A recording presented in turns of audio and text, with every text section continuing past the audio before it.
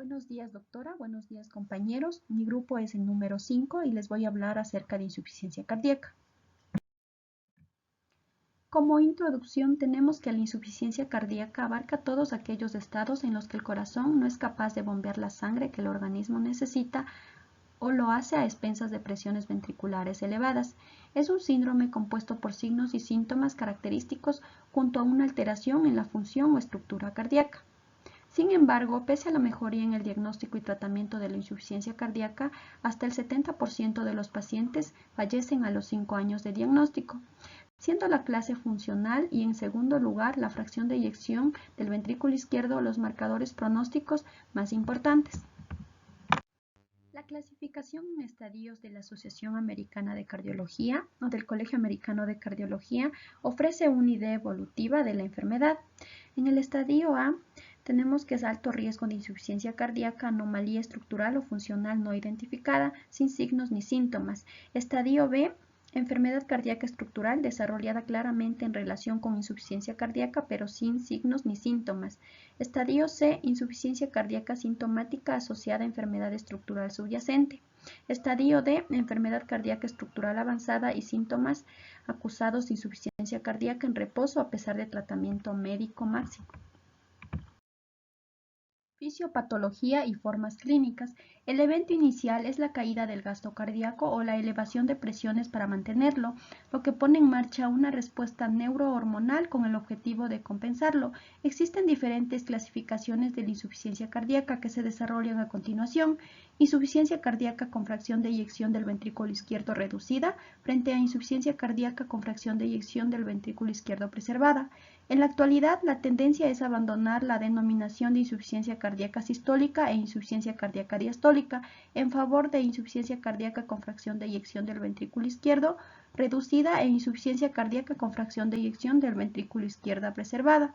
Sin embargo, cabe mencionar que recientemente se ha descrito un nuevo término para definir a los pacientes con fracción de eyección del ventrículo izquierdo entre el 40 y 49%, denominados insuficiencia cardíaca con fracción de eyección del ventrículo izquierdo en rango medio o intermedio, que representa un área gris entre la insuficiencia cardíaca con fracción de eyección del ventrículo izquierdo reducida y la preservada.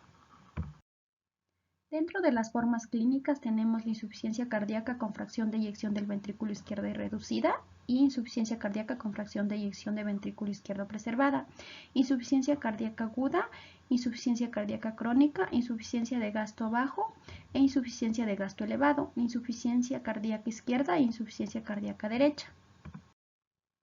Insuficiencia cardíaca con fracción de eyección del ventrículo izquierdo reducida frente a insuficiencia cardíaca con fracción de eyección del ventrículo izquierdo preservada.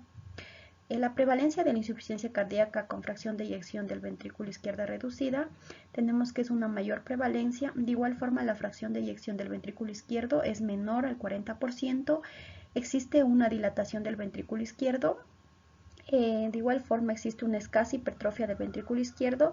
En la radiografía del tórax se puede observar cardiomegalia. Dentro del tratamiento tenemos diuréticos, IECA, ARA2, sacubitril, valsartán o hidralazina más nitratos, beta bloqueantes, espironolactosa, espleronona, considerar también digoxina, evitar verapamilo, diltiazem y antiarrítmicos.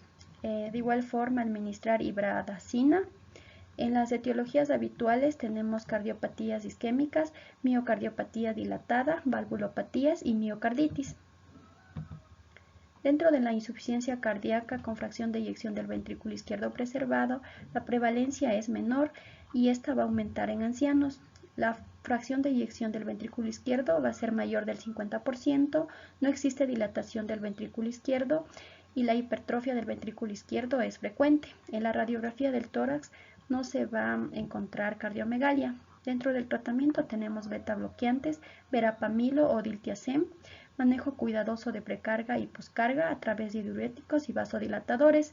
De igual forma se debe controlar los factores de riesgo cardiovasculares y comorbilidades. En las etiologías habituales tenemos hipertensión, miocardiopatía, hipertrofia, miocardiopatía restrictiva y enfermedades pericárdicas. Insuficiencia cardíaca aguda frente a insuficiencia cardíaca crónica. En la insuficiencia cardíaca aguda, el infarto agudo de miocardio y sus complicaciones mecánicas son el paradigma de la insuficiencia cardíaca aguda. En esta se produce un aumento brusco de la precarga, de la poscarga o una disminución muy marcada de la masa del miocardio funcionante que provoca el fallo cardíaco. En estos casos predominan los síntomas de congestión pulmonar o de bajo gasto, como pueden ser los edemas, salvo el pulmonar tarda más tiempo en desarrollarse, o una combinación de ambos. Insuficiencia cardíaca crónica.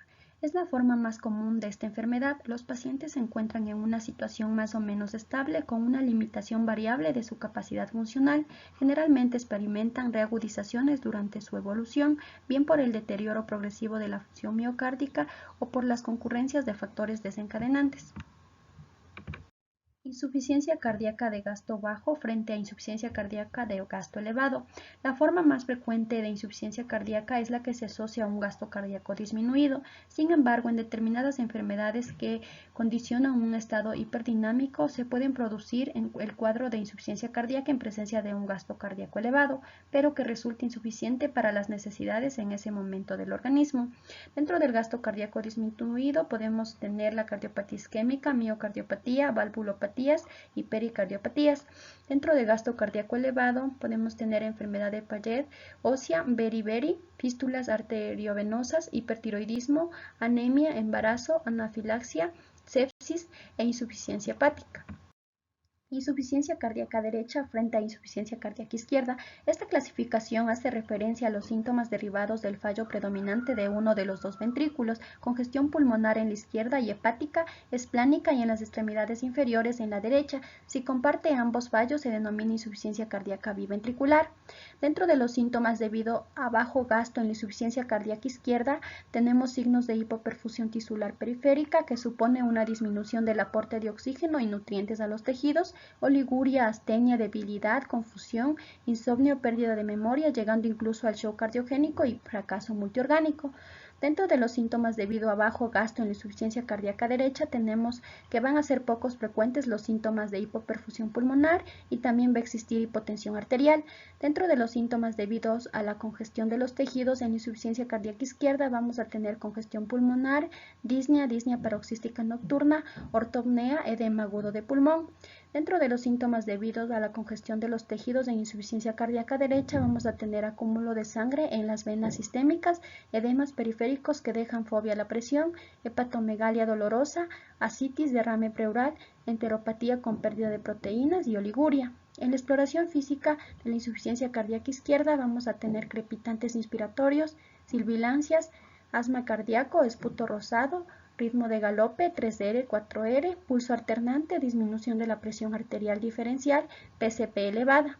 Y dentro de la exploración física de la insuficiencia cardíaca derecha vamos a tener ingurgitación yugular, reflejo hepatoyugular, hepatomegalia, PVC elevada. Manifestaciones clínicas. El corazón, al no ser capaz de bombear el suficiente volumen de sangre, aparece una serie de síntomas. Tenemos la disnea. Es el síntoma más frecuente, se debe a la acumulación de líquidos en el intersticio pulmonar. Al principio aparece con esfuerzos importantes, necesitando progresivamente menos esfuerzo físico para que aparezca, hasta que en fases finales aparece disnea incluso en reposo. También tenemos la apnea o disnea con el decúbito. Aparece más tarde que la disnea de esfuerzo y se debe a la redistribución de líquido desde las extremidades inferiores y el abdomen hacia el tórax y al desplazamiento del diafragma. También tenemos la disnea paroxística nocturna. Esta consiste en crisis episódicas de disnea y tos que despiertan al paciente por la noche y que se suele aliviar al sentarse sobre la cama o al ponerse en pie. Cuando en este cuadro aparecen sibilancias se denomina asma cardial. También tenemos el edema agudo de pulmón. Es un cuadro que aparece cuando la acumulación de líquidos en el intersticio pulmonar es tan importante que se extravasa líquido a los alveolos pulmonares, cursando con disnea y ortopnea intensa. Este cuadro puede ser mortal si no se trata con rapidez. Otros síntomas y signos aparecen debido a la acumulación de líquidos por insuficiencia del ventrículo derecho, como edemas en las piernas y zonas declives, nicturia, dolor en el hipocondrio derecho debido a congestión hepática, sensación de plenitud gástrica e hinchazón y dolor abdominal, o incluso mala absorción intestinal con enteropatía. Pierde proteína debido a un edema en la pared del tubo digestivo. Se da únicamente en fases avanzadas de la enfermedad. Por hipoperfusión periférica puede producirse debilidad muscular, fatiga, impotencia y otros síntomas. También puede existir confusión, disminución de la memoria y de la capacidad de concentración, ansiedad e insomnio al disminuir la perfusión cerebral. Respiración cíclica de Cheyne-Stokes consiste en la alteración de periodos de apnea con periodos de hiperventilación e hipocapnia y parece que se produce por una disminución de la sensibilidad del centro respiratorio al CO2. Este es un dato de mal pronóstico. También puede existir la muerte súbita. Se da sobre todo por arritmias ventriculares. Es junto al empeoramiento de la insuficiencia cardíaca la principal causa de muerte de estos pacientes. En la exploración física es posible encontrar los siguientes signos. La presión arterial sistólica con cierta frecuencia está disminuida por reducción de volumen sistólico y la diastólica elevada por vasoconstricción arterial con aumento de la resistencia periférica, por lo que la presión del pulso puede estar disminuida. La hipotensión arterial confiere un peor pronóstico. En la inspección puede haber cianosis, diaforesis, taquipnia y signos de hipoperfusión periférica, tales como frialdad, cianosis, oliguria, junto con algunos datos producidos por la congestión sistémica, presión venosa yugular elevada, edemas en miembros inferiores, ictericia por congestión e hipoxia hepática, entre otros. En casos evolucionados puede haber caquexia cardíaca. En la palpación puede apreciarse taquicardia, pulso alternante, hepatomegalia, reflujo hepatoyugular, ascitis, edema con fobia en miembros inferiores, entre otros. En la auscultación cardíaca se puede escuchar 3R y 4R como ritmo de galope, sobre todo en los estadios más avanzados o en fases de reagudización. En la auscultación pulmonar destacan los estertores crepitantes húmedos inspiratorios. En ocasiones se escucha sibilancias que pueden dificultar el diagnóstico inicial. También puede observarse abolición del murmullo vesicular en relación con derrame pleural. El diagnóstico de insuficiencia cardíaca se basa en la presencia de síntomas y signos típicos que orientarán las diferentes pruebas complementarias. El electrocardiograma es muy sensible, aunque variable. Puede encontrarse bloqueos de rama, signos de hipertrofia ventricular, taquicardia sinusal, fibrilación auricular, arritmias ventriculares, etc. En la radiografía de tórax pueden mostrar cardiomegalia, redistribución vascular, signos de edema peribronquial, perivascular y alveolar, derrame pleural. En el edema agudo de pulmón aparece un patrón de infiltrado alveolar difuso perihiliar bilateral en alas de mariposa. Ecocardiografía se debe realizar a todos los pacientes con insuficiencia cardíaca, ya que frecuentemente diagnostica la etiología y aporta datos útiles para el pronóstico. Es fundamental investigar anomalías estructurales como valvulopatías, así como determinar la función sistólica global mediante la estimulación de la fracción de eyección del ventrículo izquierdo. La función diastólica puede investigarse mediante diversas técnicas de ecocardiografía Doppler, siendo la más habitual el análisis de flujo de llenado mitral, que en condiciones fisiológicas muestra una primera onda coincidente con el llenado ventricular rápido y diástasis, que es la onda E, y una segunda onda telediastólica coincidente con la contracción auricular, que es la onda A, ausente en la fibrilación auricular. En individuos sanos la onda E es mayor que la onda A, por lo que la relación de la onda E con la A es mayor de 1. Al deteriorarse la función distólica, que es el patrón de alteración de la relajación, disminuye la onda E y aumenta la onda A, al depender más del llenado de la contribución auricular. En situaciones de fallo diastólico más grave, la onda E vuelve a ser mayor que la onda A, siendo preciso realizar maniobras adicionales como la maniobra de Valsalva, estudios con Doppler tisular. Para distinguirlos del patrón normal son los llamados patrón pseudo-normal, moderada alteración distólica, y el patrón restrictivo, que es una grave alteración distólica. También tenemos el cardio resonancia magnética. Se considera la prueba de referencia para el estudio de miocardio, permitiendo estudiar de forma precisa la masa, los volúmenes y la función de ambos ventrículos. En la analítica tenemos que la hiponatremia dilucional es una manifestación tardía y se asocia a mal pronóstico. La anemia y la ferropenia son frecuentes en fases avanzadas y se asocia a peor estado funcional y mayor mortalidad. La elevación de las troponinas indica necrosis celular y por lo tanto conlleva un peor pronóstico. El péptido natriurético cerebral tiene utilidad diagnóstica y pronóstica en la insuficiencia cardíaca. Esta se sintetiza en células miocárdicas ventriculares en respuesta al aumento de presión diastólica. Un valor valor normal o bajo en un paciente no tratado previamente hace muy improbable que las causas de sus síntomas, fundamentalmente la disnea, sea la insuficiencia cardíaca, mientras que los valores elevados apoyan el diagnóstico. Aquí tenemos las principales condiciones asociadas con mal pronóstico en pacientes con insuficiencia cardíaca. Dentro de los aspectos demográficos tenemos edad avanzada, etiología isquémica, antecedentes de muerte súbita, insuficiencia renal, anemia y diabetes. Dentro de las clínicas tenemos hipotensión, clase funcional avanzada, hospitalización por insuficiencia cardíaca y taquicardia. Dentro del electrocardiograma tenemos la presencia de taquicardia ventricular, QRS ancho, hipertrofia ventricular, fibrilación auricular. Dentro de las funcionales tenemos reducción del consumo pico de oxígeno, reducción en la prueba de marcha de 6 minutos. Dentro de los laboratorios tenemos elevación marcada del péptido natriurético cerebral, hiponatremia, elevación de troponinas. Dentro de los exámenes de imagen tenemos disminución del flujo expiratorio máximo, aumento de los volúmenes ventriculares, patrón restrictivo del llenado mitral, hipertrofia pulmonar, disminución del índice cardíaco y realce tardío de gadolinio en resonancia cardíaca. El tratamiento de la insuficiencia cardíaca debe iniciarse si es posible sobre la causa subyacente. Asimismo, se recomiendan cumplir las medidas terapéuticas generales. Dentro de las medidas terapéuticas generales de la insuficiencia cardíaca crónica tenemos el cumplimiento terapéutico, autoajuste de dosis de diuréticos en función de volemia, restricción de ingesta de sal, restricción de ingesta hídrica a 1,5 a 2 litros diarios, mantener normopeso con un índice de masa corporal menor de 30, actividad física moderada y regular, limitar consumo de alcohol a 10 a 20 gramos día, vacunación anual antigripal y antineumococo, control de los factores de riesgo cardiovascular, diagnóstico y tratamiento del síndrome de la apnea obstructiva del sueño y depresión asociada, evitar AINES, corticoides, antiarrítmicos del grupo 1, antidepresivos tricíclicos y líquido. Dentro de los objetivos del tratamiento son la mejoría de los síntomas y signos, reducir las hospitalizaciones y mejorar la supervivencia. Tras reconocer el papel central que tiene la respuesta neurohormonal y el remodelado ventricular en insuficiencia cardíaca, este ha sido la base del tratamiento de lo que hoy se dispone.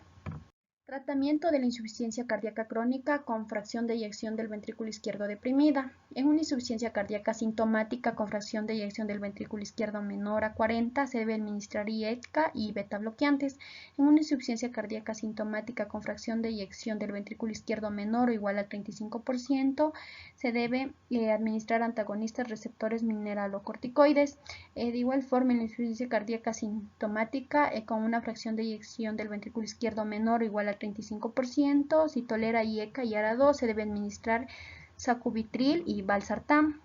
Con un QRS mayor de 130 se debe realizar la terapia de resincronización. Cuando el ritmo sinusal y la frecuencia cardíaca es mayor o igual a 70 latidos por minuto, se debe administrar ivabradina.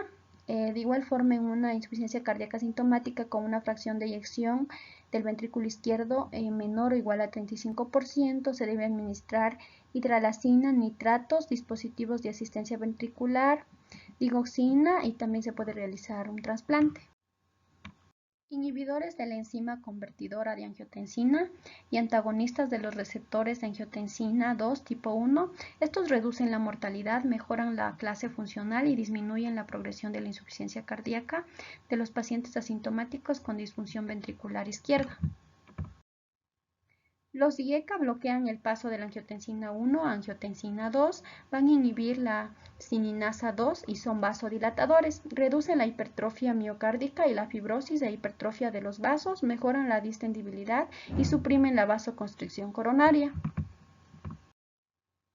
Los ARA2 no son más eficaces que los IECA, por lo que se reservan para los que tienen intolerancia a los mismos, fundamentalmente por tos o angioedema.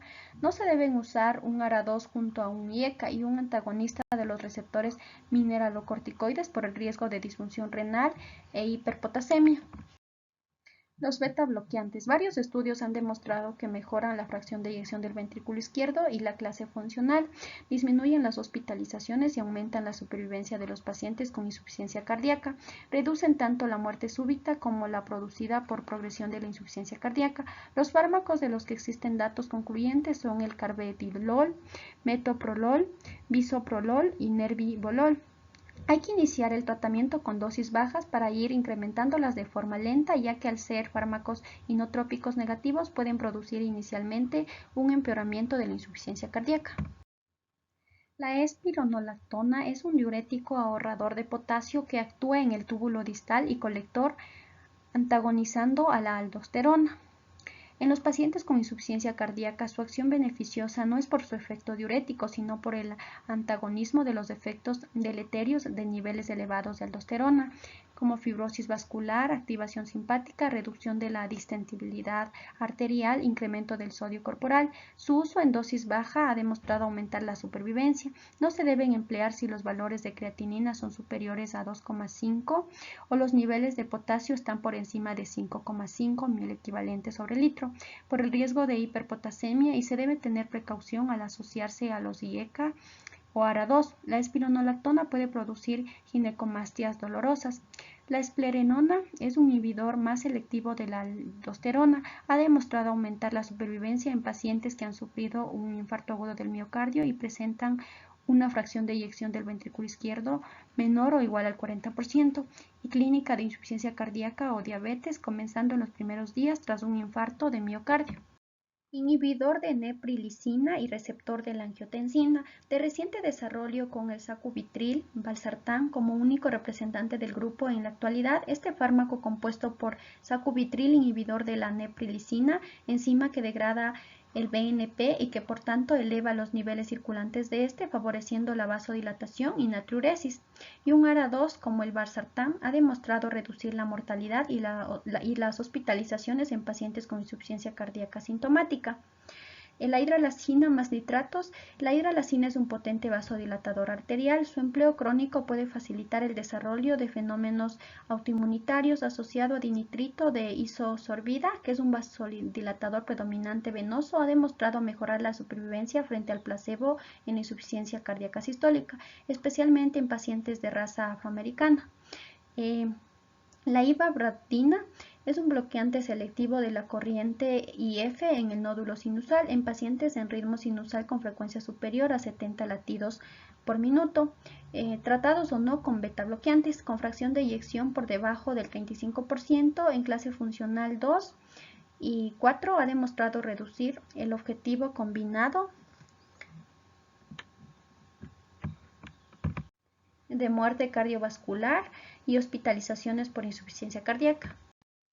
Digoxina. Este inhibe la bomba de sodio-potasio ATPasa. Esto aumenta la concentración intracelular de sodio que se intercambia por calcio y provoca un efecto inotrópico positivo. Además, aumenta el tono vagal en el nodo sinusal y auriculoventricular, siendo por tanto cronotrópico negativo. Asimismo, el bloqueo renal de sodio-potasio ATPasa produce un discreto efecto diurético.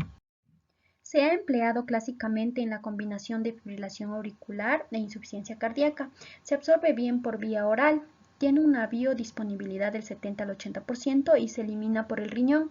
El rango terapéutico de la digoxina es estrecho, entre 0,5 a 1 nanogramos por miligramos, por lo que es frecuente la intoxicación. Existen muchos factores que incrementan la posibilidad de que aparezcan efectos tóxicos por la digital. Incrementan los niveles sanguíneos de digoxina como la insuficiencia renal. Hay otras situaciones que disminuyen la acción digitálica, como la administración de ciertos fármacos como la quinidina, amiodarona, verapamilo, diltiazem, propafenona, macrólidos, itraclonazol, ciclosporina. Incrementan la toxicidad por digoxina incluso con niveles plasmáticos normales como la hipopotasemia. El tratamiento de la intoxicación consiste en retirar el fármaco y corregir los desencadenantes. En la intoxicación digitálica, los síntomas más precoces son digestivos, visuales, como es la visión de halo amarillo, o trastornos psíquicos como confusión. En el corazón puede producir arritmias. Las más frecuentes son las extrasístoles ventriculares y la bradicardia sinusal o distintos grados del bloqueo auriculoventricular. Diuréticos. No se ha demostrado que aumenta la supervivencia, por lo que su uso debe ser a las dosis mínimas necesarias para evitar la congestión. Pueden exacerbar la sensación de astenia por disminución del gasto cardíaco y producir trastornos hidroelectrolíticos como hipopotasemia e hiponatremia.